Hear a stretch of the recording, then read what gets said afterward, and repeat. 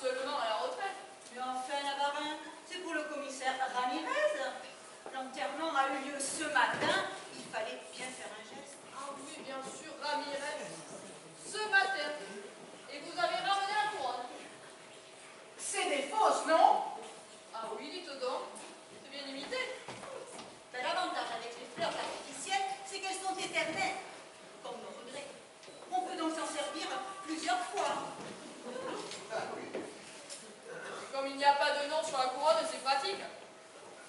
Ben, comme vous le savez, le budget de la police a encore été amputé cette année pour tenter de réduire le déficit abyssal de la France. Des fausses couronnes mortuaires. Il est temps que je quitte la police. Bientôt, on vous équipera de faux pistolets et de faux gilets pare-balles.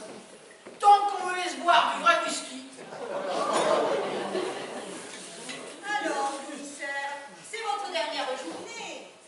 Et cette retraite, ça se prépare? J'essaie de me documenter un peu en lisant la presse spécialisée, mais pour l'instant, ça me donne plutôt envie de me suicider. Allons, Navarin, vous êtes encore jeune. Vous pourriez rester encore quelques années de plus parmi nous. Qu'est-ce qui vous oblige à partir si vous craignez tellement de vous ennuyer, gars? Je préfère partir au sommet de ma gloire.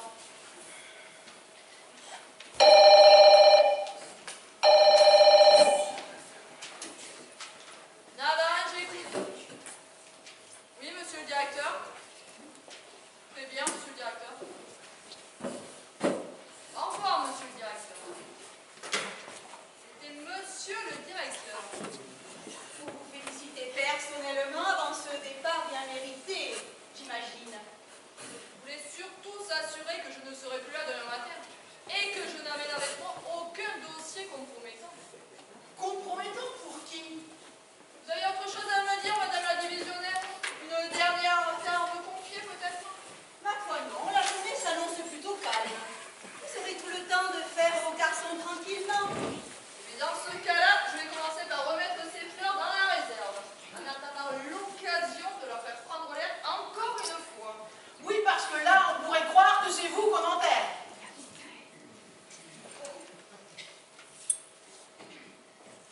C'est à quelle heure son coup de départ? 18 heures, après la fin du service. Oh, c'est très bien. Vous ne lui avez rien dit au moins. Il faut que ce soit une surprise. En principe, elle ne se doute de rien, mais peut-on vraiment cacher quelque chose à une grande flic comme elle? Et sans alcool, le pot, hein, vous connaissez les nouvelles consignes. Rassurez-vous, madame la divisionnaire, je ne bois jamais en dehors des heures de service. On a remplacé le vrai champagne par du champomis. Mais c'est tout aussi bon. Et c'est beaucoup moins cher. Mais où avez-vous planqué les bouteilles pour qu'elle ne les voie pas? Pas dans la réserve, j'espère. Je les ai mises au frais, à un endroit où elle n'est pas prête de les trouver. Où ça? Dans la chambre froide, à la morgue. Ah, en effet, il fallait y penser.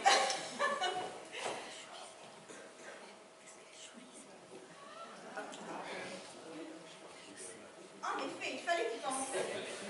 Mais je vais vous laisser travailler maintenant. Si vous pouviez me ranger un petit peu tout ce bordel, bordélique. Bien, madame la divisionnaire. Monsieur le procureur sera là ce soir pour le pot de départ. Je ne voudrais pas qu'il ait une mauvaise impression. Oui, madame la divisionnaire. J'ai l'impression d'entendre ma mère quand elle me disait de ranger ma chambre.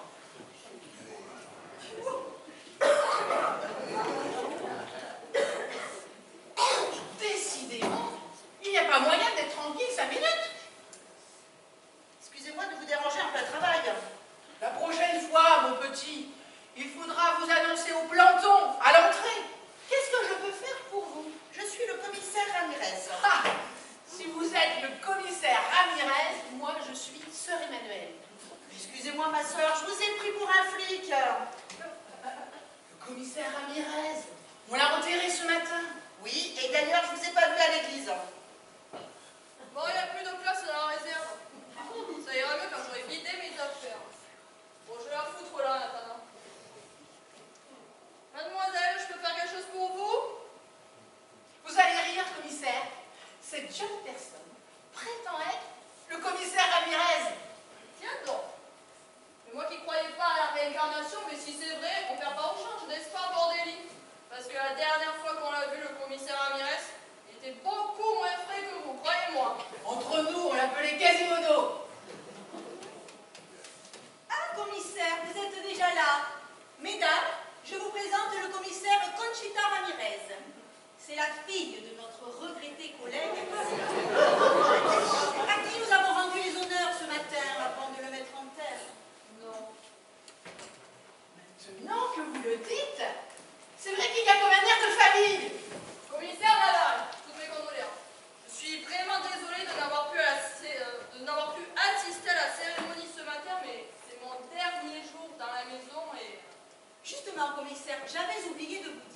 c'est Mademoiselle Ramirez qui occupera votre bureau désormais, ce bureau que vous partagiez déjà avec son père. C'est une affaire de famille alors? Ah, réduction d'effectifs, remplacement d'un fonctionnaire sur 2 partant à la retraite ou au cimetière. Vous connaissez la chanson? Oui, oui, donc Mademoiselle Ramirez nous remplacera tous les deux. Mais je suis sûre que cette jeune femme fraîchement diplômée est tout à fait qualifiée pour remplacer 2 policiers d'expérience. Même si, évidemment, on ne remplace pas le commissaire Navarin. Comme dit le poète, la femme est l'avenir de l'homme. Merci pour cet accueil chaleureux. Je vous l'emprunte 5 minutes. J'ai quelques papiers à lui faire signer pour sa nouvelle affectation chez nous. Ensuite, Navarin, vous seriez gentil de mettre mademoiselle au courant des affaires en cours. Mais avec plaisir, Madame la divisionnaire. Merci pour la couronne. Cela m'a beaucoup touchée. Votre père était un grand flic. Il est mort au service de la France. Vous me suivez? Au service de la France, il est mort au restaurant pendant sa pause déjeuner en avalant une moule de travers. Non, mais la question, c'est qu'est-ce que cette pétasse vient foutre ici? Un flic, c'est pas comme un notaire. On se replie pas la charge de père en fils. La fille veut peut-être reprendre le flambeau que son père a laissé tomber dans sa chute. Méfiez-vous, bordélie, le whisky vous rend théâtral. Et vous avez raison. Mort au service de la France. Dans ce cas-là, si vous mourrez demain d'une cirrhose du foie, on vous délivrera la Légion d'honneur à titre posthume pour votre contribution majeure à la TVA sur l'alcool. Je ne suis pas sûre, chef. C'est du whisky de contrebande. Un stock récupéré lors d'une saisie à la frontière espagnole. Si les Espagnols se mettent à fabriquer du whisky, bordélie, c'est pas seulement que la mondialisation est en marche. C'est que la fin du monde est proche, croyez-moi. Vous avez raison, chef. Moi aussi, depuis quelque temps, je perçois des signes avant-coureurs d'une apocalypse imminente. Tenez, par exemple, c'est vrai que ce n'est pas commun de mourir en avalant une moule de travers. Je dirais même plus, c'est bizarre. Bizarre. Qu'est-ce que vous insinuez par là, bordélie? Vous n'allez pas donner, vous aussi, dans la théorie du complot. Vous avez une raison de soupçonner la confrérie des ostréiculteurs d'en vouloir à la police. Congéniculteur, chef. Ostréiculteur, c'est plutôt les huîtres. Bon, je vous écoute. Voilà le scénario que je vois. La fille n'a jamais cru à la thèse de l'accident. Et c'est pour éclaircir cette affaire qu'elle se fait affecter dans le même commissariat que son père, le jour même de son enterrement. Qu'est-ce qui vous fait croire ça, bordélie? Je ne sais pas. J'ai déjà vu ça dans une série policière. Je vous l'ai déjà dit, bordélie, vous regardez trop la télévision.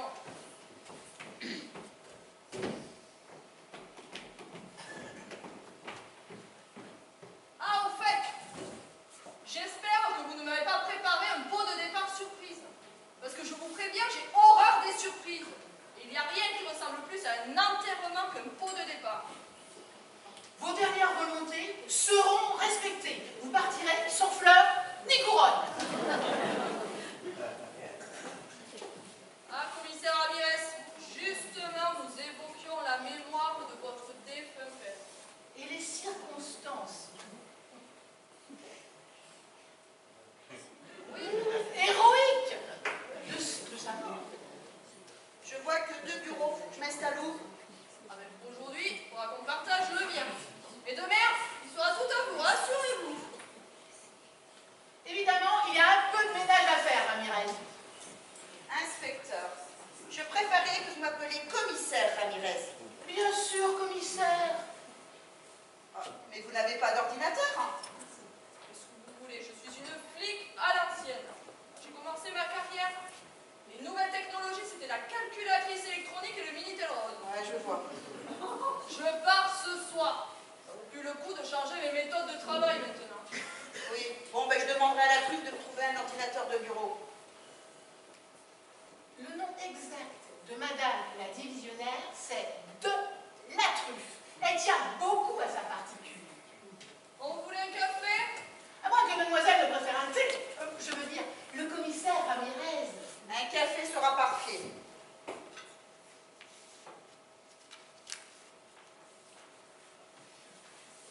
Tenez! C'était la tasse de votre père. Je pense qu'il aurait été fier de vous la remettre lui-même. Merci, j'essaierai d'en être digne. Bordelli, un café? Oui, volontiers. Avec une sucrète et un nuage de lait, je vous prie.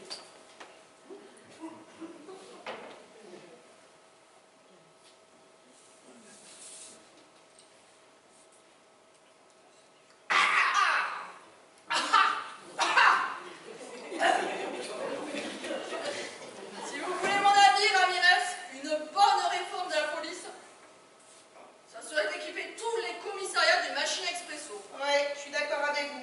Mais pourquoi pas d'alcotest aussi? Commissaire Navarra, Jusqu'à ce soir, oui. commissaire, je viens pour signaler la mort de mon mari.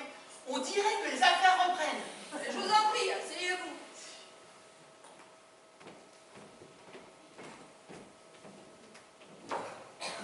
Si vous commenciez par me dire qui vous êtes, chère madame. Nom, prénom, âge, qualité, si vous en avez. Enfin, à défaut de qualité, votre profession nous suffira. Baronne Margarita de Casteljarnac, la 5e du nom. Je vous en prie, commissaire, si vous voulez vous joindre à nous. Conchita Ramirez, commissaire de la République, la 5e du nom. Âge, qualité ou profession? Mon âge ne vous regarde pas. Et j'ai, en effet, la prétention de faire partie des gens de qualité, qui, par définition, n'ont pas besoin d'avoir une profession. Très bien. Pouvez-vous au moins nous donner le nom de votre défunt mari? Bernard Henry de Casteljarnac. Profession? Ne me dites pas que vous n'avez jamais entendu son nom auparavant. Bon, vous savez, dans notre métier, on voit passer tellement de monde. Alors, s'il n'avait pas de casier judiciaire, Les deux Casteljarnac n'ont pas de casier judiciaire, madame. Ils n'ont que des titres de noblesse, des cartes. J'en ai 5 en ce qui me concerne. 5 quartiers, c'est possible, sa chef? J'imagine que c'est comme le 4 quarts, Bordelli, mais avec un quart en plus. Bon, chère madame, si nous revenions à notre affaire, où avez-vous trouvé votre mari?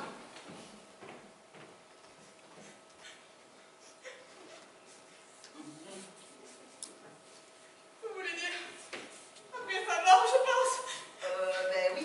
au sous-sol de notre hôtel particulier, à l'espace fitness, Cool! dans le sauna. Dans le sauna. C'est un terrible accident, commissaire. Vous êtes sûr qu'il est mort? Hier soir, je ne me suis pas rendu compte de sa disparition. Sa Jaguar n'était plus dans le garage. Je pensais qu'il était sorti. Ce n'est que ce matin. Ce matin? Ça doit faire une douzaine d'heures qu'il doit être dans le sauna. Donc, vous êtes sûr qu'il est mort? C'est difficile à dire. À travers le hublot, on ne voit que de la buée et quelques traces d'ombre. Mais je pense que personne ne peut survivre à ça. Surtout que mon mari avait le cœur fragile.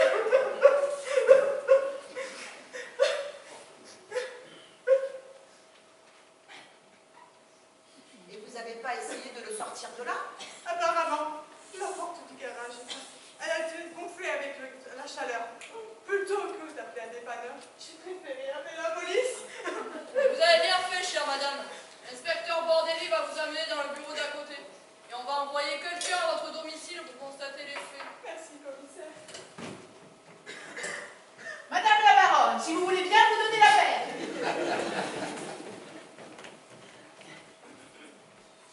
Une baronne, il manquait plus que ça. Alors, commissaire, qu'est-ce que vous pensez de cette affaire? Cette affaire, quelle affaire? A priori, il ne s'agit que d'un accident domestique, non? Oui, mais je trouve quand même ça louche, cette histoire de sauna. C'est vrai que ce n'est pas banal, mais mourir d'une crise cardiaque dans un sauna ou en avalant une moule de travers dans un restaurant. Alors, je ne voulais pas réveiller en douloureux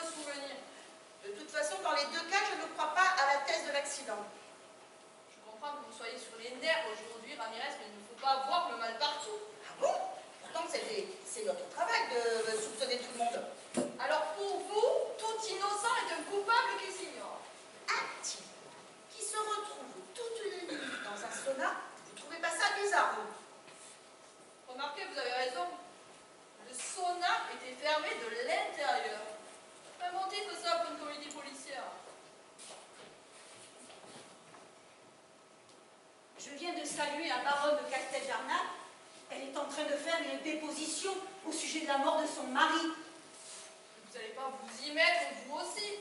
Un vieux qui meurt d'une crise cardiaque dans un sauna, c'est pas l'affaire Dreyfus tout de même. Mais vous ne vous rendez pas compte, Navarin? On marche sur des œufs. Bernard-Henri de Casteljarnac, ce n'est pas n'importe qui. Ah oui, et c'est qui exactement? Vous n'avez jamais entendu parler de Bernard-Henri de Casteljarnac? Ça me dit vaguement quelque chose, mais il est célèbre pourquoi au juste? Je ne sais plus très bien. En tout cas, on le voit souvent à la télé. C'est sûrement pour ça qu'il est très connu. De mon temps, on passait à la télé parce qu'on était connu, et maintenant, on est connu parce qu'on passe à la télé. J'ai essayé de joindre le procureur Canadair pour le mettre au courant et lui demander ses instructions. Mais son téléphone portable ne répond pas. Le procureur Canadair? Mais c'est son véritable nom? Et c'est un nom prédestiné, hein, parce qu'à chaque fois qu'une affaire embarrassante se présente, c'est lui qu'on envoie pour éteindre l'incendie. Quoi qu'il en soit, Navarin, je vous demande de traiter cette affaire avec la plus grande discrétion. Moi qui pensais finir ma carrière sur un coup d'éclat, Pas de zèle, Navarin. C'est votre dernier jour. J'ai parlé de vous à monsieur le procureur. Pour la Rosette, il va en toucher un mot au ministre. Madame la divisionnaire, si vous me le permettez, j'aimerais bien assister le commissaire Navarin sur cette affaire. Excellente idée, Ramirez. Vous n'y voyez pas d'inconvénient. Ce sera l'occasion de lui mettre le pied à l'étrier. enfin, vous voulez dire que ça sera surtout pour elle l'occasion de me fliquer et de vous faire un rapport? Aussi oui. Mais nous avons affaire à des people, Navarin, des célébrités. Oui, j'avais compris, des gens connus, quoi. En tout cas, pas des justiciables ordinaires. Selon que vous serez puissant ou misérable, les jugements de cour vous rendront blanc ou noir. Je connais trop vos méthodes parfois un peu cavalières, commissaire, sans parler de celles de Bordelli. Je suis sûre que mademoiselle Ramirez sera plus à même de traiter cette affaire avec la délicatesse qui convient. Bon, dans ce cas, madame la divisionnaire, je vais me rendre de suite sur les lieux. Je compte sur vous, Ramirez, pour agir avec la plus grande circonspection.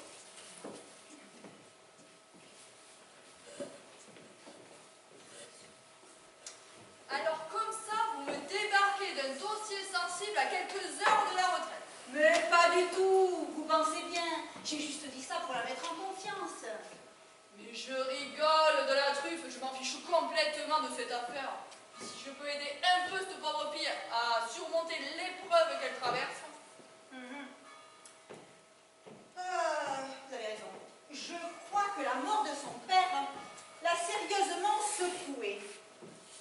D'ailleurs, je compte sur vous pour l'encadrer dans sa première mission.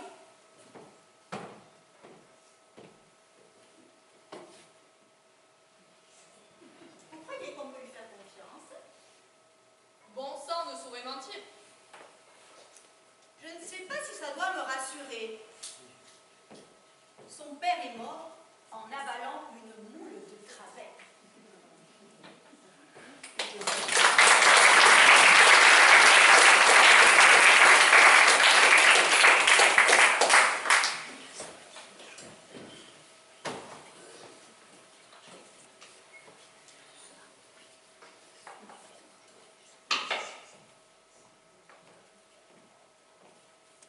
Qu'est-ce qu'on peut accumuler comme bordel en 30 ans de carrière, bordel?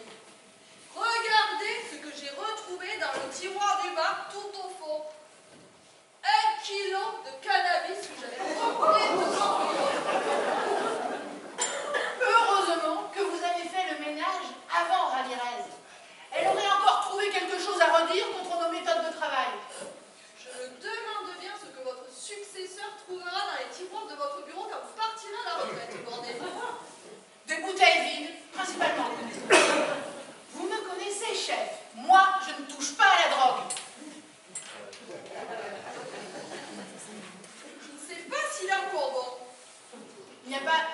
date de péremption sur l'emballage?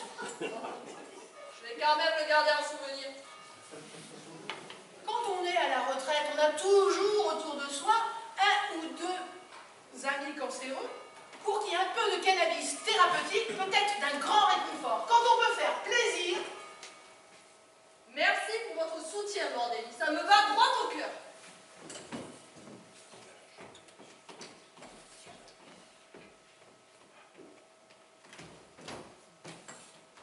Je vous regretterai, Navarin. Je ne pensais pas vous dire ça un jour, mais depuis que je sais qui va vous remplacer, Ah oui, on dirait bien que Ramirez vous a déjà dans le nez. je crois que je ne lui ai pas fait bonne impression, chef. Je ne sais pas pourquoi. Pour le pot de départ ce soir, en tout cas, bravo. Hein. Ça m'a pris un bon moment avant de savoir où vous avez planqué les bouteilles. Comment vous avez deviné? C'est simple. Je me suis demandé où moi je les aurais cachées. Et vous êtes allé directement à la morgue.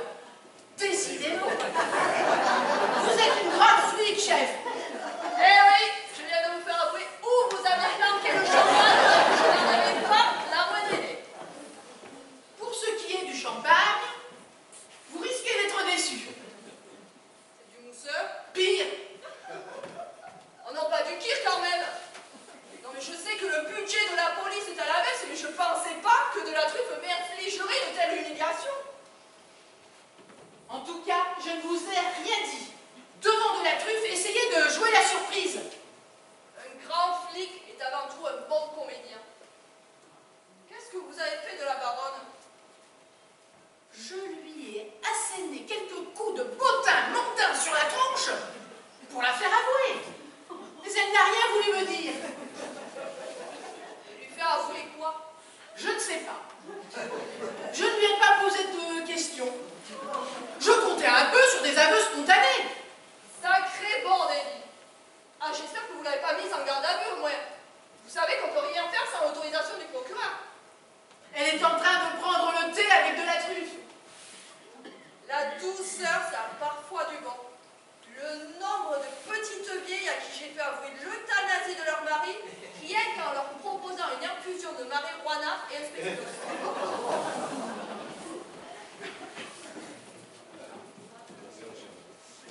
Alors, commissaire Agnès, ce petit son-là, ça s'est bien passé? J'ai fait rapatrier le corps à la morgue pour une autopsie. Le légiste nous dira quelle est la cause exacte du décès. Et c'est quoi toutes ces bouteilles de shampoing mis dans la chambre froide? Ah, ben vous voyez, Bordelli, l'enquête avance. Je sais maintenant ce qu'on boit pour mon pot de départ surprise. Et la putain du champomis. Ne criez pas si fort. La veuve est juste à côté dans mon bureau. Alors, c'est vrai, Bernard-Henri de Casteljarnac est bien mort? Ah, si ce n'est pas vraiment la mort, ça lui ressemble. Son corps gisait au milieu d'une flaque de sueur. Je dirais qu'il a perdu au moins 5 litres. Vous voulez dire de sang, j'imagine. Non, non, de sueur. Aucun être humain normalement constitué peut survivre après avoir perdu autant d'eau. C'est vrai? Je ne m'étais jamais posé la question. Pour le sang, c'est à peu près, c'est environ 5 litres par personne. Mais combien de litres d'eau peut bien contenir un corps humain? L'homme est constitué à 60% d'eau. Ça doit faire une cinquantaine de litres. 50 litres? Ah, mais pour vous, beaucoup moins, Bordelli. D'ailleurs, avec l'alcool que vous vous enfilez, je conseillerais au légiste de ne pas fumer en faisant votre autopsie.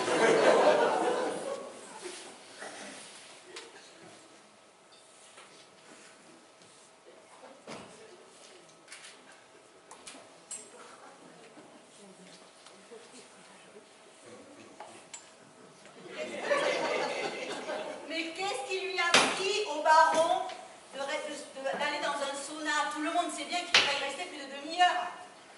Alors, Madame la divisionnaire, selon mes premières constatations, le baron est resté coincé à l'intérieur. J'ai dû forcer la porte pour le sortir de là. Quelle mort affreuse! Plus jamais de ma vie, je ne rentrerai dans un sauna. Que ça ne vous empêche pas de prendre une douche de temps en temps, Bordelli. À ma connaissance, personne ne s'est jamais du moyen restant coincé dans une cabine de douche. Donc, on s'oriente sur la piste d'un accident. Tant que le faire, je vous avoue que je préfère ça. Ce n'est pas si simple que ça, madame la divisionnaire. Quoi encore? Le baron avait pris des somnifères. Vous pensez à un suicide? La porte du sauna était enduite de colle forte pour éviter son ouverture. Je vois le scénario, chef. Le type avale des somnifères et colle la porte du sauna derrière lui pour être sûr de ne pas pouvoir revenir en arrière. Se suicider en s'enfermant volontairement dans un sauna. En 30 ans de carrière, je n'ai jamais vu ça. Vous avez trouvé un tube de colle dans les pages de la victime? Non. Ah, donc il y a quelque chose qui colle pas à votre scénario, bordel. Ou alors, on s'oriente vers l'hypothèse du meurtre. Oh non! Un suicide et maintenant un meurtre. Mais vous avez décidé de me pourrir la journée. Je préférais encore nettement l'hypothèse de l'accident domestique. Comment savez-vous que le baron avait pris des somnifères? L'autopsie n'a pas encore eu lieu. J'ai retrouvé un tube vide dans la poche de son smoking. Son smoking. Ah oui, j'ai oublié de préciser ce détail. La victime portait un smoking. Mettre un smoking pour aller au sauna, c'est vrai que ce n'est pas banal. J'imagine que même chez ces gens-là, il n'y a pas marqué devant la porte des saunas tenue correcte exigée. S'il s'agit d'un suicide, et vous voulez peut-être finir en beauté, c'est vrai que pour un cadavre, un smoking, c'est quand même plus saillant qu'un peignoir de bain. Mais enfin, bordel. Les cadavres ne portent pas de smoking. Ça aussi, ça ferait un beau titre de roman policier. Oui, mais ça fait pas beaucoup avancer notre enquête. Ou alors ça confirme l'hypothèse du meurtre. L'assassin lui fait ingurgiter un somnifère avec ses moules et il laisse le tube vide dans la poche du cadavre. Des moules? Oui, des moules. Ce qui me fait penser à un lien possible avec une autre affaire.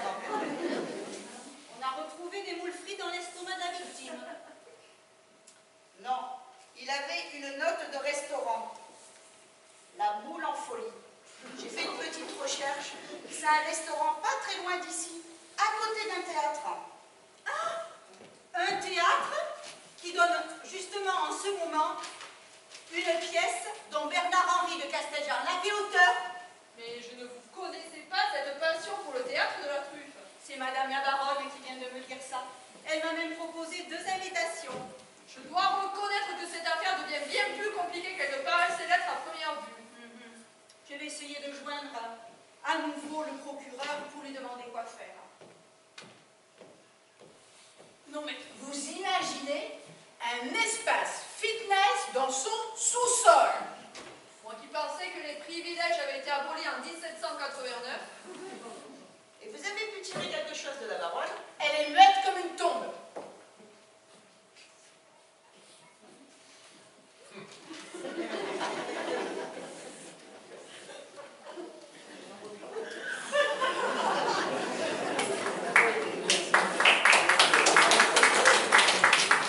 Bon, dans ce cas-là, je vais vous laisser, je vais aller voir où en est le légiste, moi. Vous avez raison. Les morts sont souvent plus bavards que les vivants. On dit mieux comme une tombe, Ramirez, mais croyez-en mon expérience, les cadavres ont souvent bien plus de choses à nous dire que les vivants. Et ils mentent beaucoup plus rarement. Un mort ne vous décevra jamais, Ramirez. Merci, mesdames, pour ces précieuses informations, qui, j'en suis sûre, vont faire beaucoup avancer cette enquête.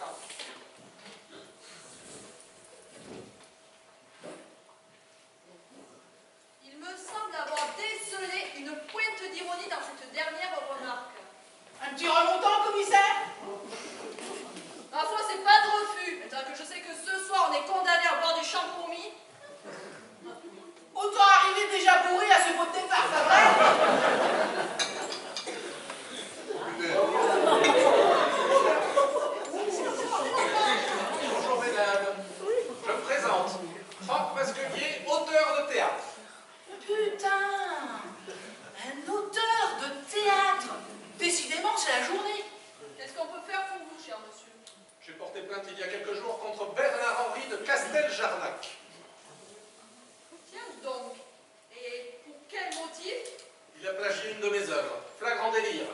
pièce est à l'affiche dans un théâtre depuis un mois, pas très loin d'ici. Flagrant délire. J'avais entendu parler. Mais si, chef, toute la presse en parle. C'est un énorme bide. Pourquoi toute la presse en parle si c'est un bide? Ah, mais c'est que le baron de Casteljarnac est quelqu'un de très en vue. Même lorsqu'il fait un four, ça reste un événement. Bon, et qu'est-ce qui vous amène au juste? Qu'est-ce qu'on peut faire pour vous? J'ai déjà parlé de toute l'affaire au commissaire Ramirez, mais je n'ai plus aucune nouvelle. C'est normal, il est mort. Le baron de Casteljarnac est mort? Non, le commissaire. Ah, vous me rassurez. Enfin, le baron aussi, il est mort. Mais bon, Pour l'instant, l'affaire est classée confidentielle défense. Casteljarnac est mort? ça a l'air de vous bouleverser. Vous n'avez pourtant pas de raison de le regretter, si? Non, bien sûr, mais... Ah, monsieur Masquelier, je vous présente le commissaire Ramirez. Bon, je croyais qu'il était mort. C'est sa fille. Toutes mes condoléances, mademoiselle. Mais il est mort comment? Ça aussi, c'est classé confidentielle défense. Non, je parlais du baron. Hein, nous n'avons pas encore de certitude. Monsieur Masquelier est auteur de théâtre. Il semblerait que Casteljarnac ait plagié une de ses pièces. Une pièce de théâtre? Oui, flagrant délire. C'était votre père qui était chargé d'enquête. Vraiment? Oui, tenez, voilà un exemplaire de ma pièce, publiée aux éditions Millefeuille. Et voilà un DVD du spectacle de Casteljarnac. Ceci, afin que vous constatiez par vous-même qu'il s'agit exactement de la même pièce. Où est mon mari? Bon, je vais vous laisser. Mais c'est ça, oui, on va regarder tout ça et puis on vous tient au courant s'il y a des Merci, hein. Je file, je suis garé sur une place handicapée. Chère madame, votre mari est bien mort. Je sais, ça triste bien de me le dire, mais je voulais avoir confirmation de visu. Je crains que monsieur le baron ne soit pas visible pour l'instant, chère madame. Il est à la mort, ils sont en train de le... Oui, on n'inventerons pas de vous faire reconnaître le corps et qui lui rend redonner forme humaine. Bon, j'espère que ça ne va pas prendre toute la journée. Je n'ai pas que ça à faire, moi. Enfin, il faut que je m'occupe des obsèques et tout. Oui, bien sûr. Et puis, il faut que je le voie une dernière fois pour m'assurer qu'il soit bien mort. Pour que je finisse la montagne.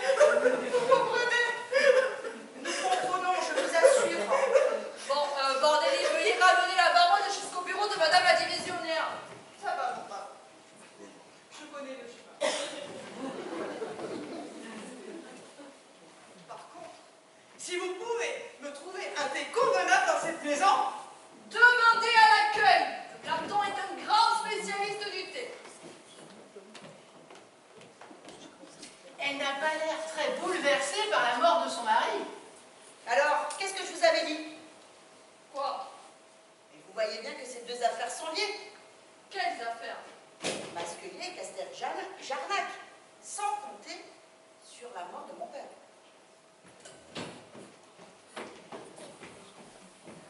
Voilà comment je vois le scénario, chef.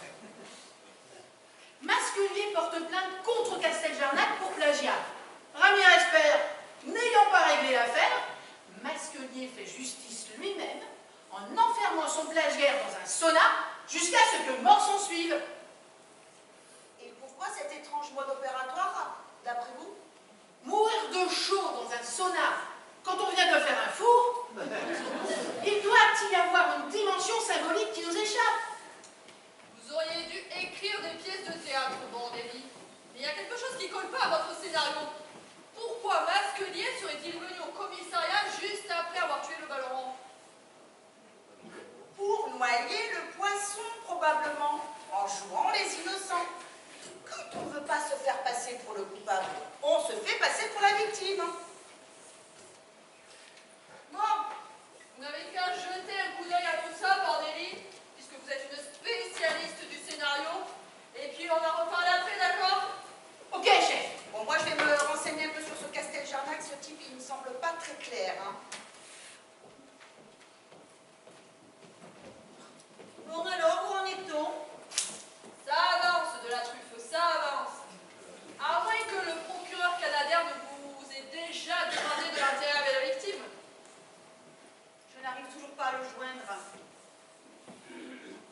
demander son rapatriement d'urgence en hélicoptère, il est peut-être parti en vacances. La République est en danger de la truffe. Vous ne croyez pas si bien dire, je suis très embêtée. Bernard-Henri de Casteljarnac était pressenti pour remplacer l'actuel ministre de la Culture. Notre ministre de la Culture est démissionnaire. Chut! Ça doit rester entre nous. On vient de découvrir qu'il était analphabète. Je croyais qu'il avait fait Sciences Po. Que des faux diplômes. En réalité, il n'a jamais fait d'études. Il était atteint d'une phobie scolaire, à ce qu'il a dit.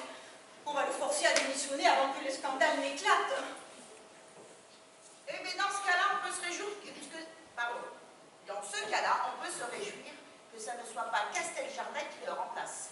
Que voulez-vous dire, Ramirez? Je soupçonne le baron d'être un escroc professionnel. Escroc? Pour commencer, il n'est pas plus baron que moi marquise. Hein. Parce que vous n'êtes pas marquise.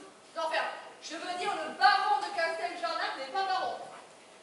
Ce n'est même pas son véritable nom. Mais enfin, c'est impossible. C'est un ami proche du procureur canadien. Il était même témoin à son mariage. Non, il a pris le nom de sa femme quand il s'est marié avec elle. Quant à son titre de noblesse, en réalité, il n'est que le mari de la baronne. Bon, eh ben aujourd'hui, c'est pas interdit de prendre le nom de sa femme. Qu'est-ce qui vous permet de le traiter d'escroc? Parce qu'il doit de l'argent à tout le monde. Mais s'il n'a jamais été condamné. C'est normal. Il fait appel à toutes ces condamnations. Abus de faiblesse, fausse facture, fraude fiscale. Et maintenant, plagiat. Il a entourloupé la terre entière sous différents pseudonymes. Bernard-Henri. Ah mais regardez, c'est écrit là. Il a même réussi à se faire passer pour un philosophe. Ce type est un menteur, un illusionniste.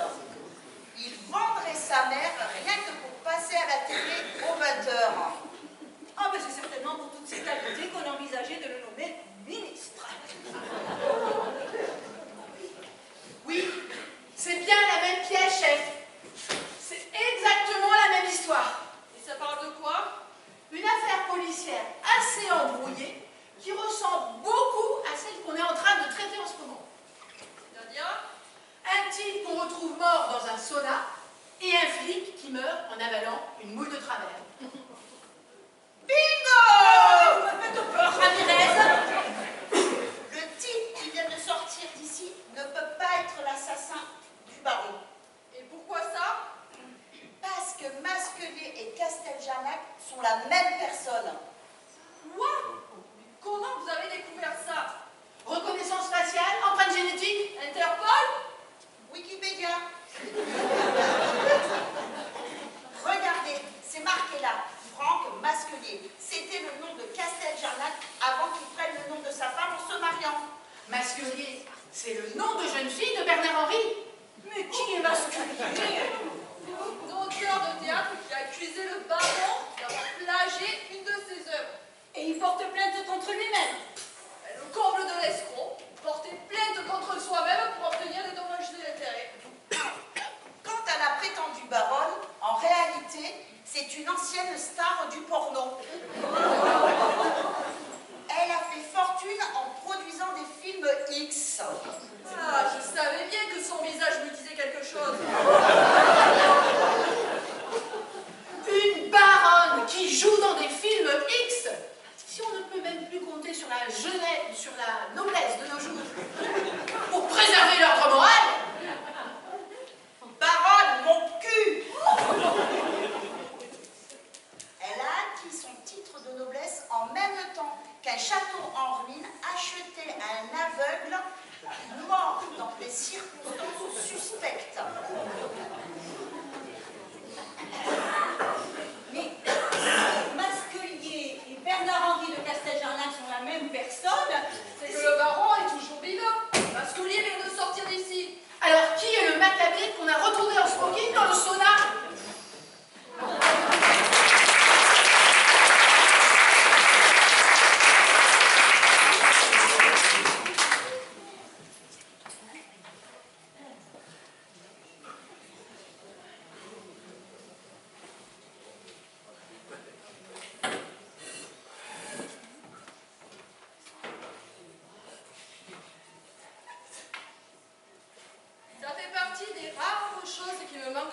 partir de demain, Bordelli. Nous déjeunez en amoureux, chef? Mes tickets restaurant. Vous pourrez toujours vous faire livrer vos repas à domicile par la mairie. Je ne connaissais pas ce petit restaurant, c'était vraiment sympa.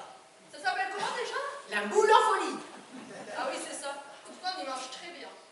Les moules frites, c'est toujours bon. Mais enfin, à condition que les moules soient bien fraîches, Bordelli. Et à condition de ne pas les avaler de travers. Oui, c'est vrai, j'avais oublié. C'est là que Ramirez et moi étouffés. Heureusement qu'on ne s'en est pas souvenu. Ça nous aurait coupé l'appétit. Eh bien, considérons ce repas à la moule en folie comme une sorte de pèlerinage involontaire. Notre dernier hommage à un collègue qui nous était si cher.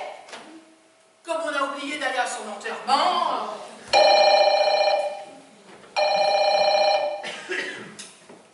Navarin, j'écoute. Oui, madame la divisionnaire. Très bien, madame la divisionnaire. De la truffe arrive pour l'identification du corps. Qu'est-ce que vous en pensez, chef? Ce que j'en pense. Personnellement, Bordelli, après un bon repas, je préfère aller voir un bon mec plutôt qu'un macabé. Je crains que ce triste spectacle ne favorise pas ma digestion. J'espère que les moules sont bien accrochés. Non, je voulais dire, qu'est-ce que vous pensez de cette affaire? Ah oui, l'affaire. Bien, vous aviez raison, Bordelli. Cette histoire devient un vrai feuilleton.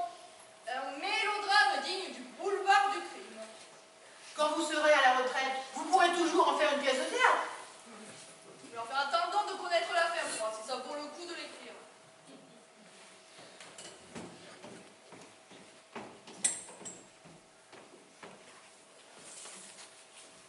Je peux vous confier quelque chose, chef? Quoi? C'est un peu embarrassant. Je ne sais pas comment vous dire ça. Mais parfois, j'ai l'impression qu'on nous observe. Oh! Qui ça? Oh. Je ne sais pas. Des gens qu'on ne connaît pas. Là, dans le noir. Comme à travers la vitre sans teint d'une salle d'interrogatoire. Ah oui? Ils ont payé leur place. Enfin, pour certains d'entre eux. Et ils attendent de nous qu'on leur raconte une histoire dont nous-mêmes on ne connaît pas la fin. Pour arrêter le whisky, Bordelli, ça me prend complètement parano. Vous n'avez jamais remarqué que cette pièce n'avait que 3 murs? Quelle pièce? Celle dans laquelle on joue. Je veux dire, celle dans laquelle on se trouve. Vous m'inquiétez vraiment, Bordelli. Quand vous aurez l'impression d'être poursuivi par des hannetons géants, prévenez-moi. J'appellerai l'hôpital pour venir vous chercher. Aucun risque, chef. Le délirium tremens ne guette que les alcooliques qui arrêtent de boire. Dans ce cas, vous voilà rassuré.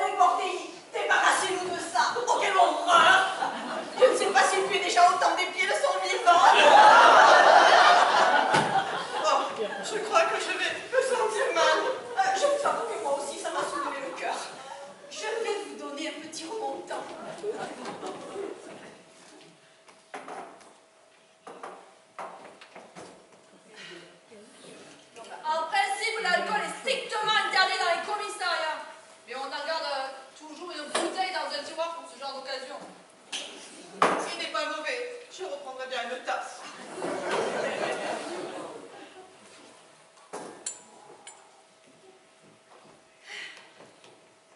J'ai remis la viande au frigo, chef.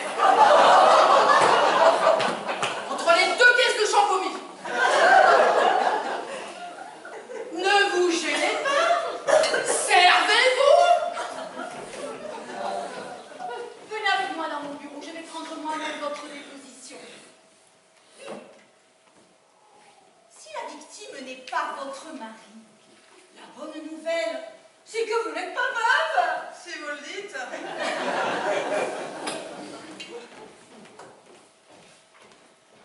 Vous avez vu ça, chef? Un whisky espagnol de 12 ans d'âge. Je suis sûre qu'elle connaît la victime. Reste à savoir qui est ce Maccabée. Et ce qu'il foutait en smoking dans le sauna de la baronne. Pardonnez-moi, je vous dérange à nouveau. Tiens, en revenant. C'est à propos de la mort du baron de Casteljarnac. Sa veuve se trouve juste à côté. On va l'appeler et vous pouvez vous présenter vous-même vos condoléances. À moins que monsieur ne soit venu, lui aussi, pour reconnaître le corps. Bon, d'accord, j'avoue, je suis le mari de la baronne. Donc, vous n'êtes pas mort. Apparemment non. Pourquoi avoir porté plainte contre vous-même pour plagiat? Bah, faut faire un peu de publicité autour de la pièce, pardi. De la publicité? Mais oui, la pièce est un four. Une affaire de plagiat, ça fait toujours vendre. On se dit que si la pièce a été plagiée, c'est qu'elle mérite de l'être. Et que par conséquent, dès lors, nonobstant, donc, que c'est une bonne pièce. C'est un peu tordu comme raisonnement, mais ça se tient. Et qu'est-ce qui nous dit que vous n'êtes pas encore en train de mentir? Oui, qu'est-ce qui nous prouve que vous êtes vraiment le baron de Casteljarnac?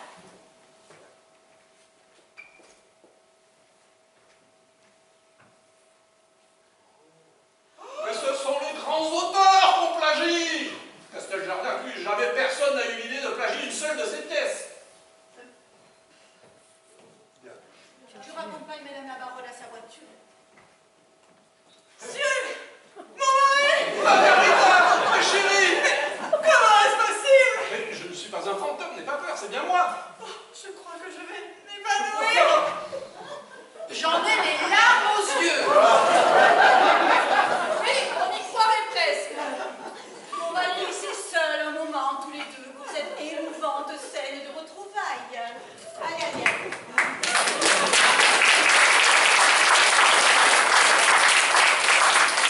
Alors, comment tu me Ah, trouves? bien, très bien.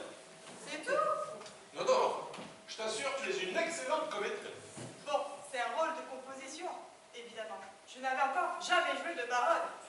Oui, bon, alors justement, Quoi? je me demande quand même si tu n'en fais pas un petit peu trop. Tu trouves? Monsieur, mon mari! C'était pas dans le texte. Bon, j'essaierai d'intorialiser un peu plus. Très bien. Et toi, comment tu trouves la pièce? Bien, très bien. Je perçois comme une petite réserve. Non, c'est original, c'est... C'est pas très réaliste, non? pourquoi? Ben, cet homme-là, qui meurt enfermé dans un sauna parce que quelqu'un a collé la porte avec de la superglue. Oui, mais au moins, ça ne s'est jamais fait. Oui, mais on se demande pourquoi. Et au final, je suis pas assez sûre de connaître la fin. C'est moi qui ai tué Soudi? Oui ou non? Mais tu verras bien. Attends la fin. Et t'es sûre de connaître la fin? Mais oui! Ne t'inquiète pas. Allez, on y retourne. Ok. Bordélie! Venez ramener la baronne jusqu'au bureau de Madame la divisionnaire. Je crois qu'on a encore quelques petites choses à se dire. Mais d'abord, je voudrais parler à son mari. Et va. Je viens de revoir votre filmographie sur YouTube. Vous faisiez moins de manières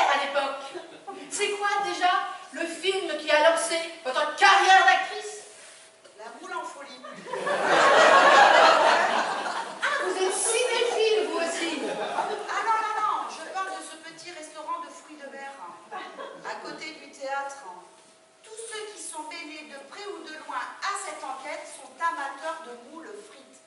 Ça ne peut pas être une coïncidence, hein, Navarin? Navarin! Navarin, j'écoute.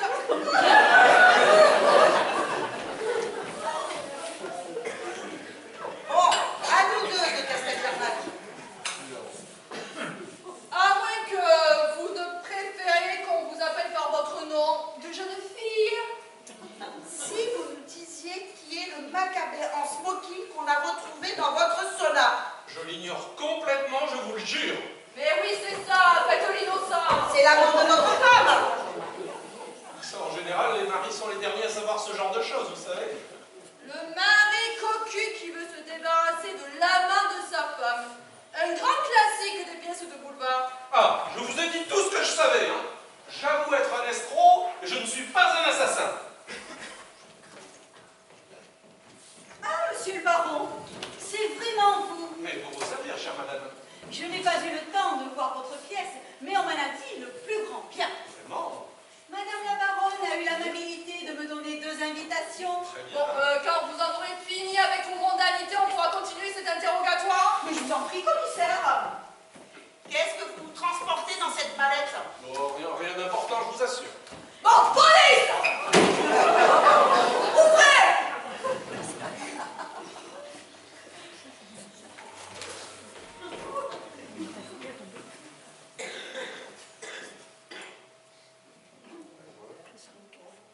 Des fausses cartes d'identité, des fausses cartes vitales, des fausses cartes de crédit.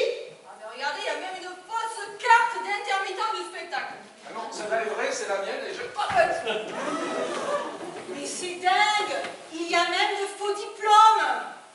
Faute de savoir créer des personnages au théâtre, j'en crée dans la vraie vie, ce n'est pas un crime. Faux et usage de faux, en tout cas c'est un délit. Sauf en temps de guerre, et quand on est du bon côté. Mais ça, ne le sait que quand la guerre est finie. Et ça dépend surtout de qui a gagné la guerre. C'est la liste de vos clients. Un vrai bottin mondain. J'essaie de rendre service à des amis dans le besoin. Regardez, Navarin, il y a des flics, des procureurs, des juges. Des flics? Oui. Oh, j'en crois pas mes yeux. Canadair fait partie de la liste. Le procureur Canadair. Mais c'est ce faussaire qui lui a délivré ses faux diplômes de droit. Remarquez, quand on voit à quel point les amphis de droit sont surchargés, surtout en première année, on se demande si cet escroc ne devrait pas recevoir des palmes académiques. Canadair, un imposteur. Bah, c'est vrai que ça fait rêver, hein. 5 ou 6 années d'études supérieures validées en un trait de plume. Moi, j'aurais bien aimé être pilote de ligne, mais les études étaient trop longues. Si j'avais eu la chance de rencontrer ce type à l'époque, je ne serais peut-être pas une flic alcoolique aujourd'hui. Non, vous seriez une pilote de ligne alcoolique. Un faux procureur, mais c'est incroyable. Mais où va-t-on? Ouais. Non mais vous vous rendez compte? Ça fait 30 ans que Canadair exerce sans diplôme en toute illégalité. Bon, c'est pas comme s'il avait été chirurgien non plus, hein. Ou gynécologue. Bon allez, bordel. Pas étonnant que Canadair ait passé sa vie à étouffer certaines affaires concernant ses amis. Bon allez, bordel. Emmenez-le là.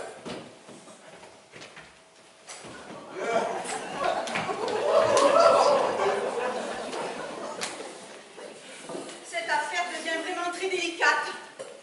Je devais justement déjeuner avec le procureur, mais je n'arrive toujours pas à le joindre. Déjeuner avec Canadair. Votre restaurant. La boule en folie, j'imagine. Comment savez-vous? Et si c'était Canadair qui avait tenté d'assassiner Masquelier? Ça se tient. Masquelier est un escroc. Il fait chanter le procureur et ce dernier décide de le supprimer. Et il se trompe d'une personne.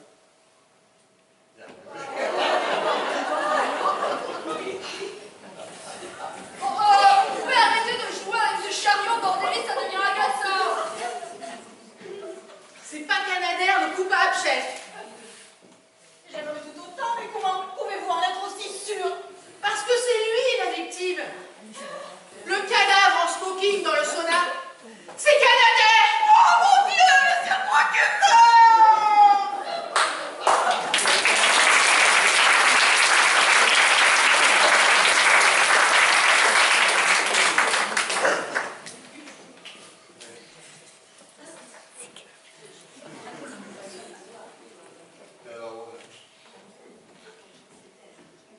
Vous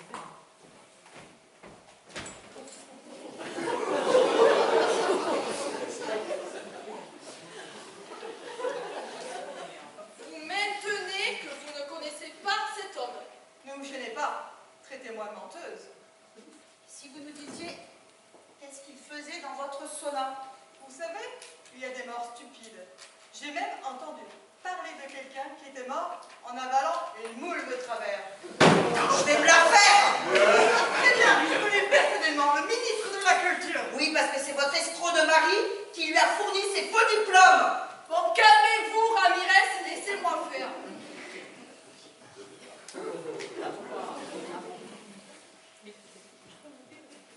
Madame la baronne, est-ce que par hasard, vous connaîtriez un bon avocat, un bon ophtalmo qui ne vous fasse pas attendre 6 mois avant de vous donner un rendez-vous? Oui, j'en connais un très bien, juste en face de chez moi. Si vous voulez, vous passerez le numéro de téléphone. Vous avez gardé ma part. Ça serait très aimable à vous, Margarita. Et commissaire, quel est le rapport avec notre affaire? Aucun. C'est juste une technique pour la mettre en confiance. Et puis, je voudrais me faire refaire une paire de lunettes le temps que j'ai encore une mutuelle. C'est vrai, les lunettes, c'est très mal remboursé. Bon, madame la baronne, est-ce que vous trompez votre mari? Ma chère, ce n'est pas une question à poser une femme du monde. Je vous rappelle que vous avez fait fortune en tournant des films X. Dans ce cas, si j'ai trompé mon mari, c'était sous X. Donc, vous me permettez d'être plus direct. L'homme qu'on a retrouvé en smoking dans votre sauna est-il votre amant? Je ne dirai plus un mot avant l'arrivée de mon avocat. Et voilà, je vous l'avais dit. Maintenant, vous l'avez braqué. Vous attendrez votre avocat dans le bureau d'à côté. Vous ne savez pas qui vous parlez. Vous aurez de mes nouvelles, croyez-moi. Ah, là-dessus, on est d'accord. Vous prétendez faire partie de la noblesse de robe. Mais dans les films où vous apparaissez, vous n'en portez pas souvent.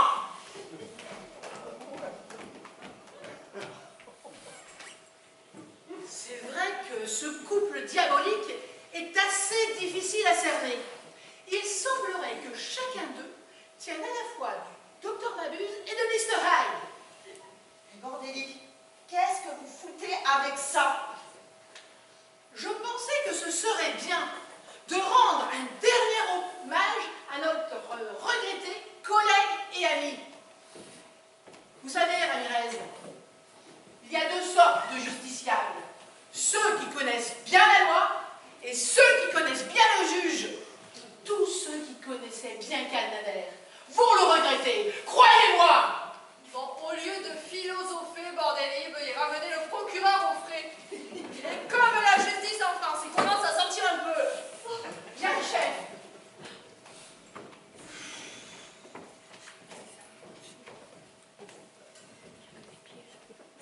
J'ai prévenu monsieur le directeur.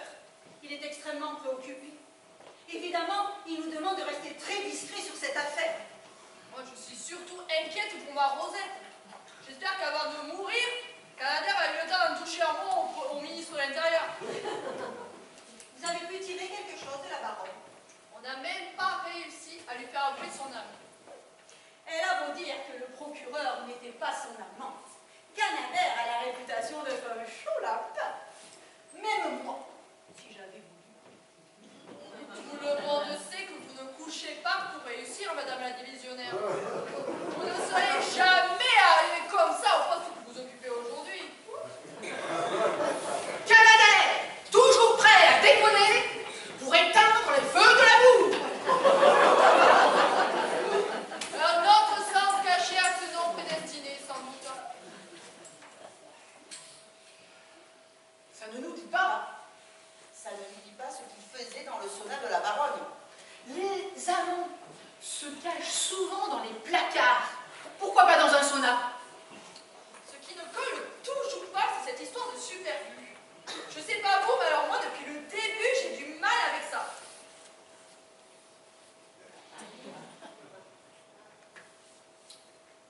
Je reconnais que ce n'est pas la meilleure idée que j'ai eue. Si on disait plutôt que la porte avait été condamnée de l'extérieur avec un marteau et des clous.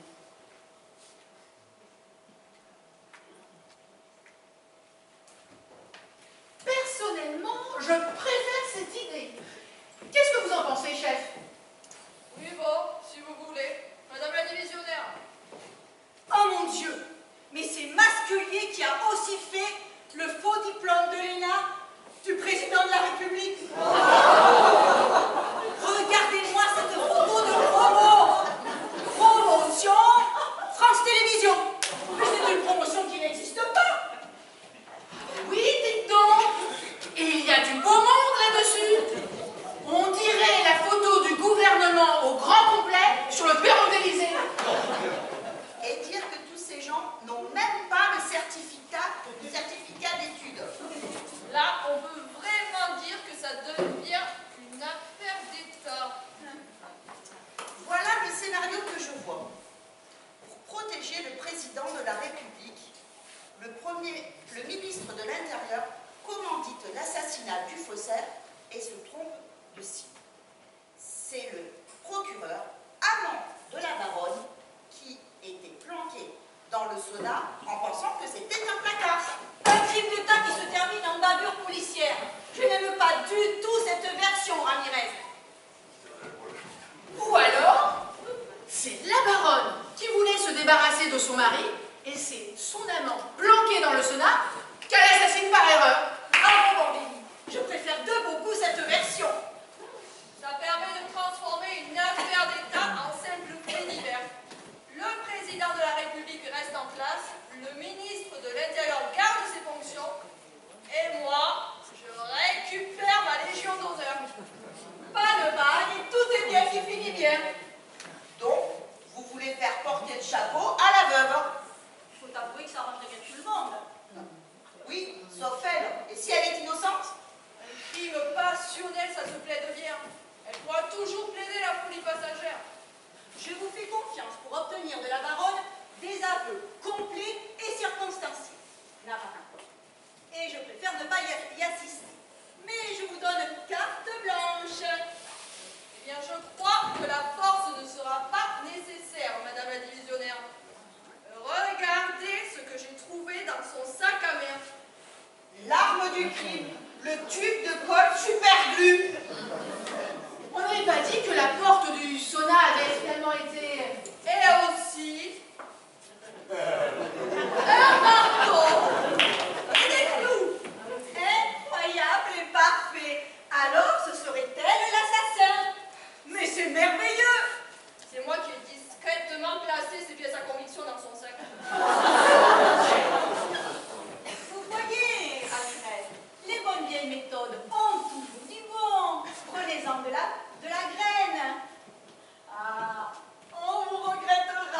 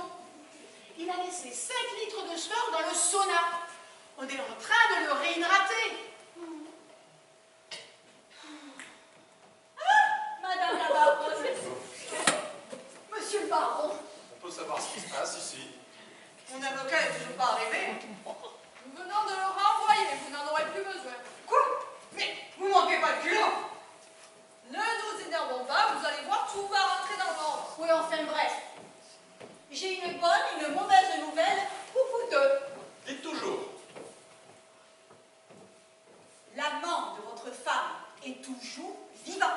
L'amant? Mais quel amant? La bonne nouvelle, c'est quoi? Et vous ne serez pas poursuivi pour tentative de meurtre sur votre mari. Margarita, tu as essayé de me tuer? Non, c'est un malentendu. Je t'expliquerai tout, mon chéri. Je vous présente toutes mes excuses et je vous propose de classer cette affaire à laquelle, de toute façon, personne ne comprend rien. Mais alors, nous sommes libres!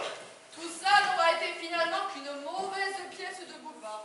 Qui cependant risque de mettre en péril les fondements même de nos institutions républicaines. Madame la divisionnaire, il reste quand même à élucider les circonstances de la disparition du commissaire Ramirez. Et qu'est-ce qui vous fait croire qu'il n'est pas mort bêtement comme il a vécu?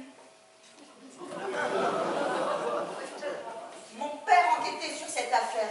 Il est mort dans ce restaurant qui s'appelle La Moule en Folie, à côté d'un théâtre où se joue cette pièce intitulée Flagrant des rires. Ça ne peut pas être une coïncidence. Trouvez-moi l'adresse de ce théâtre bordélier, on vérifiera. Mais pour l'instant, Ramirez, oublions tout ça. Place à la fête. Nous arrosons le départ à la retraite du commissaire Navarret. Allez, Bordélie, faites péter le champ-pourri.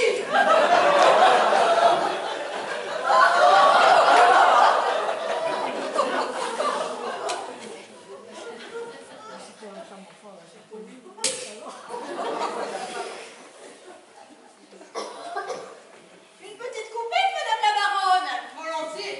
Mais appelez-moi Margarita. Monsieur le baron, une coupe de faux champagne. Merci, cher ami. Je ferai semblant de la boire.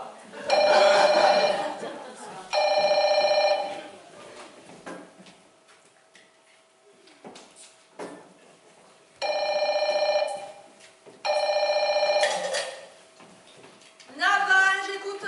Ça me manquera de ne plus entendre ça. Monsieur le ministre? Bonjour, monsieur le ministre. Bien, monsieur le ministre. Merci, monsieur le ministre. Chers amis, je vous annonce que demain, je recevrai de la main même du ministre de l'Intérieur la Légion d'honneur pour service rendu à la nation.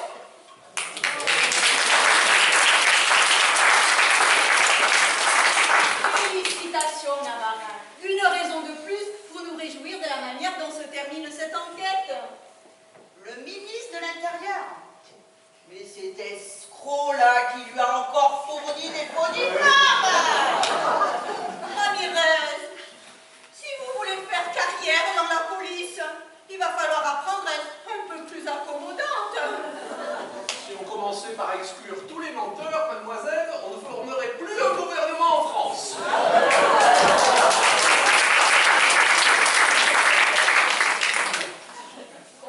Comprenez bien une chose, Ramirez. La justice n'est pas faite pour protéger les innocents, mais pour éviter que les coupables ne soient injustement persécutés. Et puis, il n'y a pas mort d'homme. Heureusement, dans cette histoire, il y a bien que la mère qui l'on va enterrer. Pas vrai, Ramirez? La vie continue. Oui, sauf mon père. Il est mort, lui. Vous verrez, Ramirez, il n'y a pas que des inconvénients à être orphelin. Surtout quand on est orphelin de la police. Pour commencer, je crois qu'ils ont une très bonne mutuelle. Le commissaire Ramirez est mort, mais vive le commissaire Ramirez! Ce bureau est à vous, Ramirez.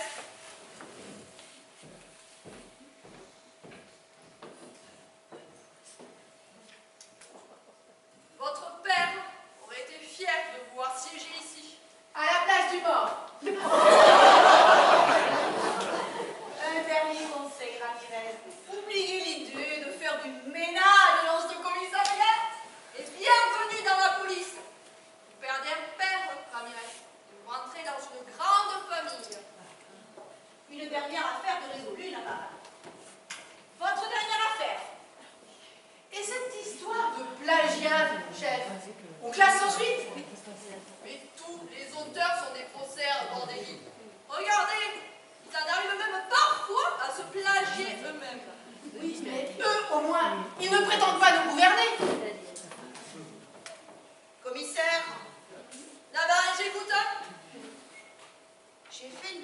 recherche sur l'adresse du théâtre où se joue Flagrant Délire.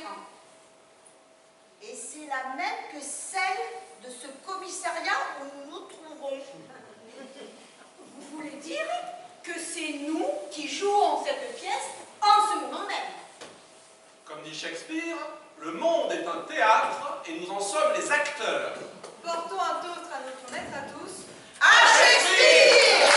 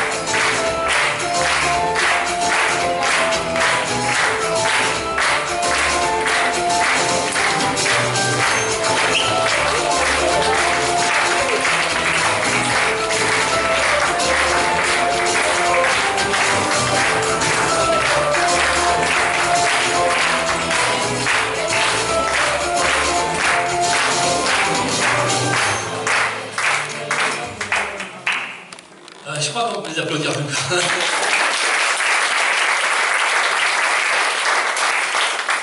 J'espère que vous avez passé une bon moment, une bonne soirée. Voilà. Alors, vous êtes dans le même ordre, c'est un peu compliqué. Allez, dans le rôle de l'inspecteur Bordelli, Régine Douot.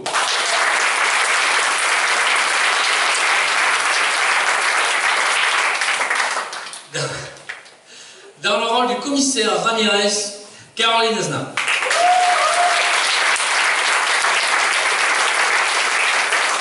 Dans le rôle de la baronne de Casteljarnac, Lauriane Ponce.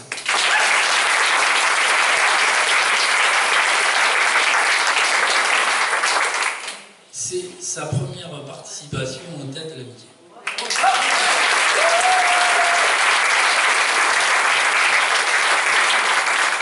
Dans le rôle de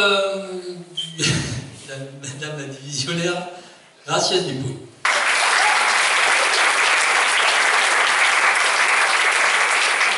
Dans le rôle du faussaire, Pierre Prémert.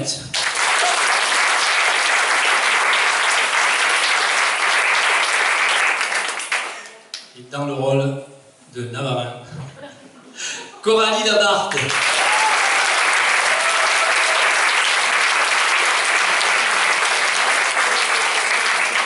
Je voulais remercier la technique, Christophe et Arnaud, et tout le Françoise, Dany, Mario, Chantal, Yolande. Où es-tu, Yolande? Je ne la vois pas. Elle est partie. Elle est partie. Et Michel, voilà.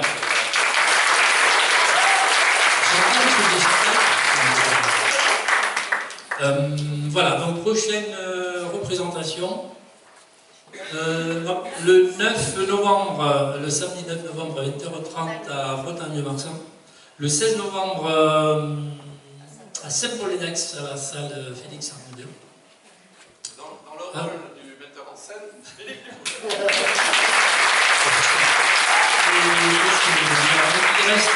Il reste encore des pâtisseries.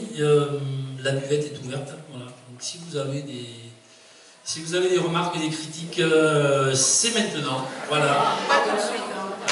Les acteurs et les actrices sont là. Signez des autographes. Pour en parler. Voilà. Bah, écoutez, bonne soirée et bon repos. Merci.